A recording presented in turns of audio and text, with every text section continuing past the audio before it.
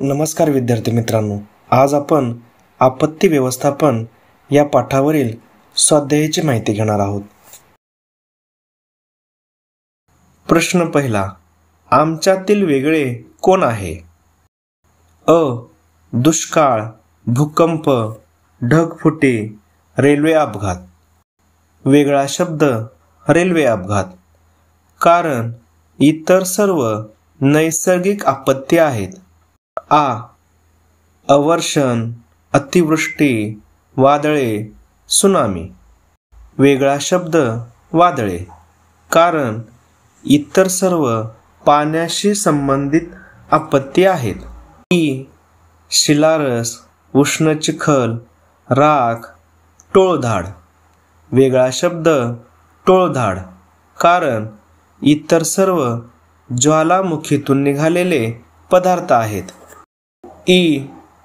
पिके वाहून जाणे, पिकांवर कीड, ज्वालामुखी, पीक करपणे. वेगळा शब्द ज्वालामुखी. कारण इतर सर्व पिकाशी निगडीत आहेत. प्रश्न दुसरा, सांगा पाहू या आपत्तीवरील उपाय. प्रश्न अ. दुष्काळ. दुष्काळ या आपत्तीवरील उपाय खालील प्रमाणे आहेत. 1. पाण्याचा नियोजनपूर्वक वापर व पाण्याचा पुनर्वापर करणे. 2. स्थानिक पातळीवर जलसंधारणाचे योग्य नियोजन करणे. 3. मोठ्या प्रमाणात वृक्ष लागवड करणे तसेच वृक्षतोड थांबवणे. 4. हवामानातील बदलांचा अंदाज घेऊन नियोजनात बदल करणे. प्रश्न आ. वीज पडणे. वीज पडणे या आपत्तीवरील उपाय खालील प्रमाणे आहेत. 1. मैदानात झाडाखाली उभे राहू नका तसेच उंच ठिकाणी झाडावर चढू नका. 2. विजेचा खांब, टेलिफोनचा खांब, टॉवर इत्यादी जवळ उभे राहू नका. 3. गाव, शेत, आवार, बाग आणि घर यांच्या भोवतीच्या तारेच्या कंपाऊंडला टेकू नका. 4.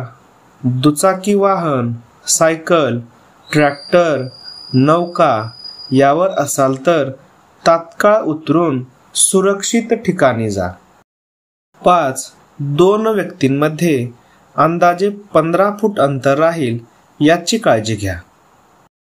6. पोहणारे, मच्छीमारी करणारे यांनी त्वरित पाण्यातून बाहेर पडा. 7. प्लग जोडलेली विद्युत उपकरणे वापरू नका. मोबाईल किंवा दूरध्वनीचा वापर करू नका. 8. दोन्ही पाय एकत्र करून गुडघ्यांवर दोन्ही हात टेकून तळपायांवर बसा. 9.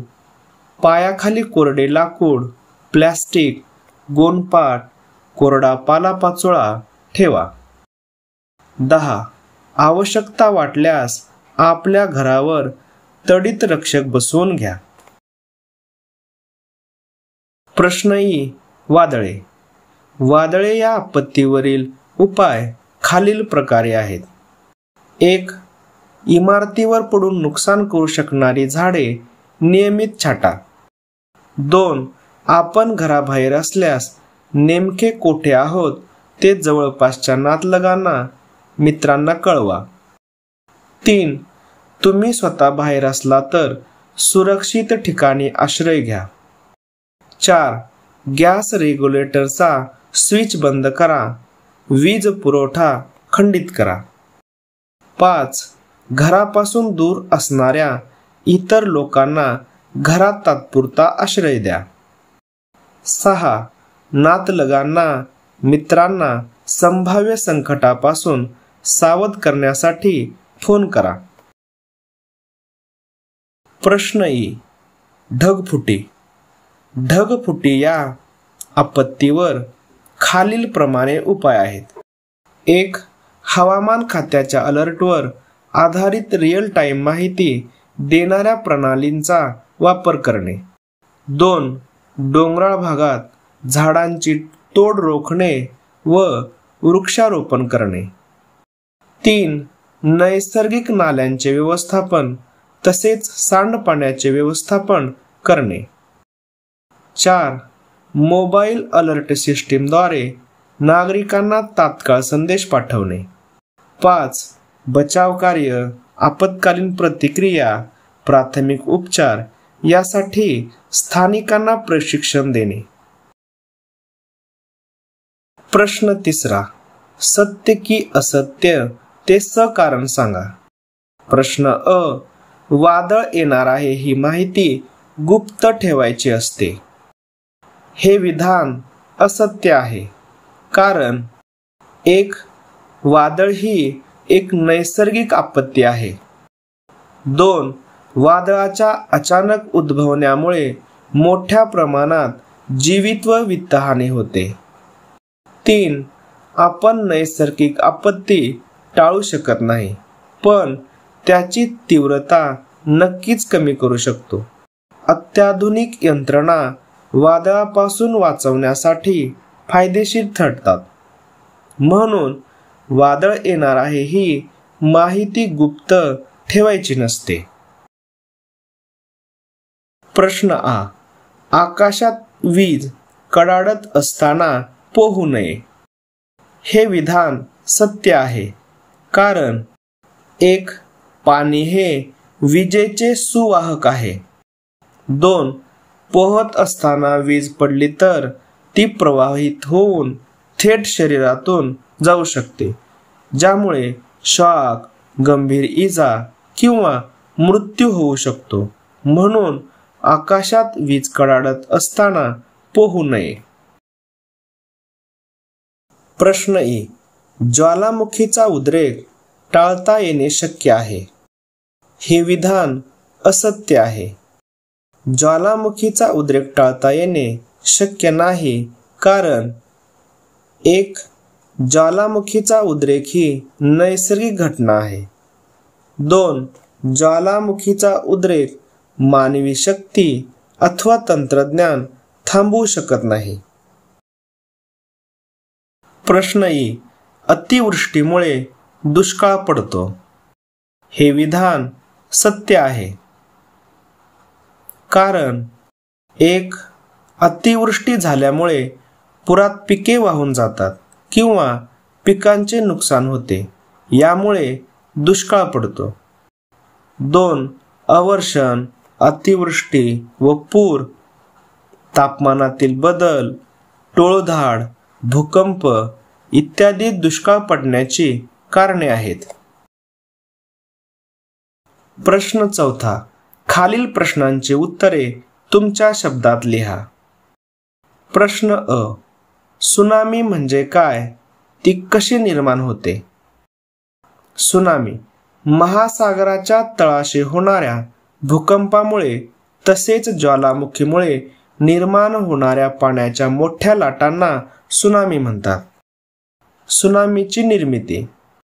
1. जमिनीप्रमाणे सागराच्या तळाशी भूकंप व ज्वालामुखींचे उद्रेक होतात. 2. महासागराच्या तळाशी भूकंप झाला तर बाहेर पडणारी ऊर्जा पाण्याला वरच्या दिशेने ढकलते. 3. परिणामी महासागरात विशिष्ट प्रकारच्या लाटा तयार होतात. 4. या लाटा उगम स्थानाजवळ फार उंच नसतात, परंतु खूप वेगाने त्या दूरवर पसरू लागतात. 5. तेव्हा या लाटांचा वेग ताशी 800 ते 900 किलोमीटर इतका असतो. त्या किनारी भागाकडे पोहोचतात तेव्हा त्यांचा वेग आधीपेक्षा कमी होतो, पण त्यांची उंची खूपच म्हणजे सुमारे 100 फुटापर्यंत वाढलेली दिसते.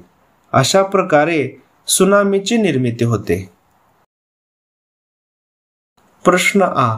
ढगफुटी म्हणजे काय?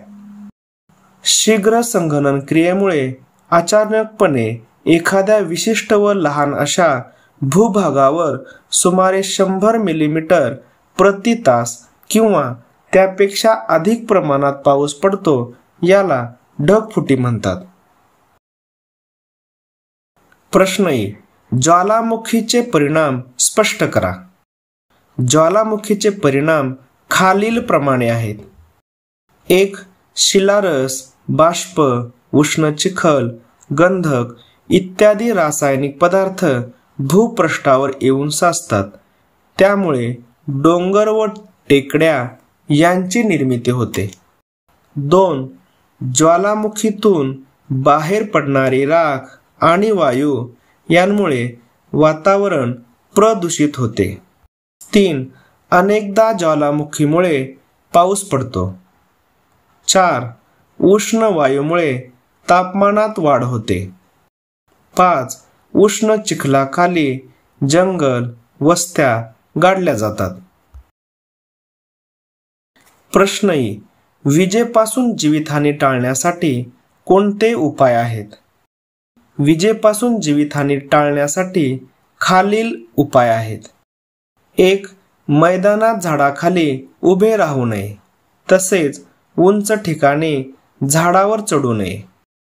2. विजेचा खांब, टेलिफोनचा खांब, टॉवर इत्यादी जवळ उभे राहू नये. 3. गाव, शेत, आवार, बाग आणि घर यांच्या भोवतीच्या तारेच्या कंपाऊंडला टेकू नये. 4. दुचाकी वाहन, सायकल, ट्रॅक्टर, नौका यावर असाल तर तात्काळ सुरक्षित ठिकाणी जाणे. 5. एकाच वेळी अनेक व्यक्तींनी एकत्र थांबू नये. 6. 2 व्यक्तींमध्ये अंदाजे 15 फूट अंतर राहील याची काळजी घेणे. 7. प्लग जोडलेली विद्युत उपकरणे वापरू नये. मोबाईल किंवा दूरध्वनीचा वापर करू नये. 8. पायाखाली कोरडे लाकूड, प्लास्टिक, गोणपाट, कोरडा पालापाचोळा ठेवणे. 9. दोन्ही पाय एकत्र करून गुडघ्यांवर दोन्ही हात ठेवून तळपायावर बसावे. 10. पोहणारे, मच्छीमारी करणारे याने त्वरित पाण्यातून बाहेर पडावे. 11. आवश्यकता वाटल्यास आपल्या घरावर तडित रक्षक बसवणे. प्रश्न 5.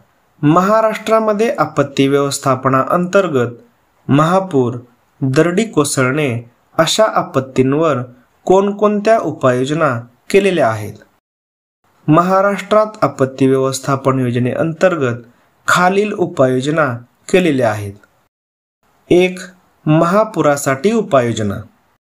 1.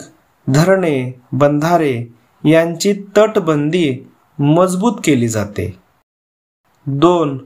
नदी, नाले गाळमुक्त करणे व ड्रेनेजची सुधारणा केली जाते. 3. हवामान विभाग व CWC कडून पूर्व सूचना दिल्या जातात. 4. सायरन, SMS, रेडिओ, TV द्वारे इशारे दिले जातात. 5. स्थलांतर व तात्पुरते निवारा केंद्र उभारले जाते. 6. आरोग्य शिबिरे व पाणीजन्य रोग यांवर प्रतिबंध केला जातो. 7. नुकसान भरपाई दिली जाते व पुनर्वसन केले जाते. 2. दरडी कोसळू नये म्हणून उपाययोजना. 1. रिटेनिंग वॉल्स, झाडांची लागवड व स्लोप स्टॅबिलायझेशन केले जाते. 2. पावसाच्या पाण्याचा योग्य निचरा होण्यासाठी उपाययोजना केली जाते. 3.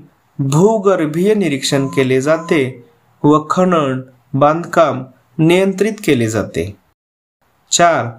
पूर्वसूचना प्रणाली व बचाव पथके तयार ठेवली जातात. 5. त्वरित बचाव मोहीम, रस्त्यावरील मलबा हटवणे अशा प्रकारची मोहीम राबवली जाते. 6. नुकसान भरपाई दिली जाते व पुनर्वसन केले जाते. अशा प्रकारे महाराष्ट्रात आपत्ती व्यवस्थापना अंतर्गत विविध उपाययोजना केल्या जातात. प्रश्न 6. आपत्ती व्यवस्थापना संदर्भात तुम्ही तुमच्या घरामधील कोणकोणत्या बाबी तपासून पाहाल का? आपत्ती व्यवस्थापनासंदर्भात घरामधील खालील बाबी तपासून पाहू. 1. विद्युत व्यवस्था तपासणे. शॉर्ट सर्किट स्पार्किंग टाळण्यासाठी वीज तार, स्विचेस सुरक्षित आहेत का ते पाहणे. 2. गॅस सिलेंडर व स्टोव्ह तपासणे. गॅस गळती टाळण्यासाठी रेग्युलेटर, पाईप व जॉईंट्स नीट आहेत का ते तपासणे. 3. पाणी पुरवठा व निचरा व्यवस्था तपासणे. पूर किंवा पाणी साचणे टाळण्यासाठी नाल्या, ड्रेनेज स्वच्छ ठेवणे. 4. भिंती व छताची मजबूती तपासणे. भूकंप, वादळात नुकसान होऊ नये म्हणून भेगा किंवा कमजोर भाग दुरुस्त करणे. 5. आपत्कालीन बाहेर पडण्याचा मार्ग तपासणे. आग, भूकंपासारख्या वेळी पटकन बाहेर पडण्यासाठी मार्ग अडथळामुक्त ठेवणे. 6. प्रथमोपचार पेटी व आपत्कालीन साहित्य, औषधे, टॉर्च, बॅटरी, शिट्टी, पिण्याचे पाणी, सुकामेवा यांचा साठा ठेवणे. 7. संपर्क क्रमांक यादी, रुग्णवाहिका, पोलीस, अग्निशमन, डॉक्टर इत्यादींचे क्रमांक घरात दिसेल अशा ठिकाणी ठेवणे.